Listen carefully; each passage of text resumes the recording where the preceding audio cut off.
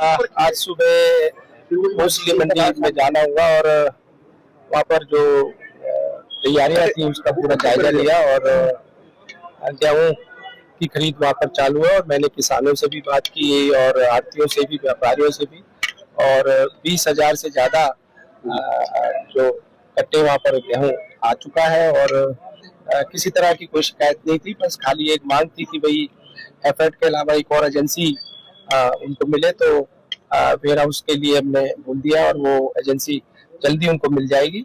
और यहाँ पर भी आज जो जायजा लिया, यहाँ पर गेहूं की अभी कोई खरीद चालू नहीं हुई, बाकी सभी तैयारियां पूरी हैं, चाहे बायोमेट्रिक की बात हो, शौचालय की बात हो, साफ सफाई की बात हो, बिजली को लेकर भी बात हुई और कानून व्यवस्था को लेकर भी बात हुई। बीते दिनों भी बारिश हुई थी, रेवाड़ी मंडी में सरसों बह गई थी और कल भी कई जिलों में हरियाणा में ओलावृष्टि हुई है, उससे गेहूं की फसल खराब हुई है, मंडियों में नुकसान हुआ है। किस तरीके से आप किसानों को?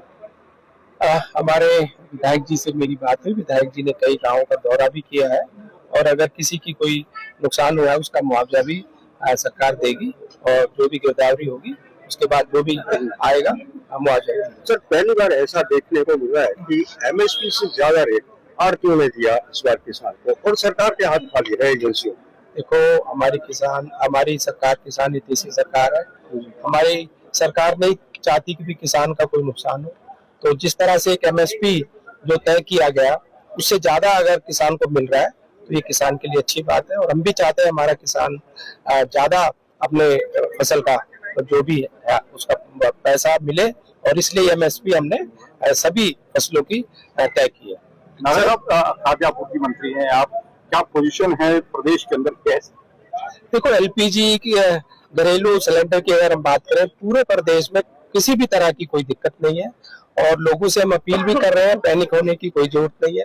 थोड़ी बहुत जो दिक्कत आई थी कॉमर्शियल सिलेंडर में वो भी दूर हो गई है और 70% के करीब सप्लाई हमने चालू कर दी है और किसी तरह की भी कहीं से कोई शिकायत। कालाबाजारी को लेकर थोड़ा सा हमने रेड्स की है, 600 से ज्यादा जगह रेड्स हुई है और 1300 से ज्यादा सिलेंडर जब्ती भी किए हैं और 5 वाहन गाड़ियों को भी जब्त किया है और 18 से ज्यादा एफआईआर भी की है और हमारी सभी अधिकारियों को निर्देश है कि वो निगरानी रखे, किसी तरह से भी कहीं से कोई शिकायत आती है तो तुरंत कार्रवाई भी करें और कार्रवाई हम कर भी रहे हैं। संचालक बार ओटीपी दे रहे हैं, गैस संचालक, और सिलेंडर नहीं दे रहे हैं।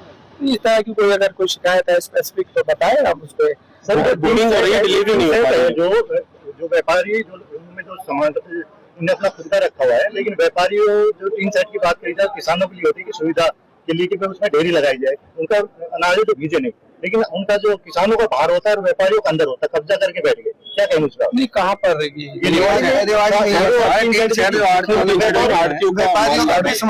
अगर इस तरह की कोई शिकायत है अभी अधिकारियों से बात करके अभी बता।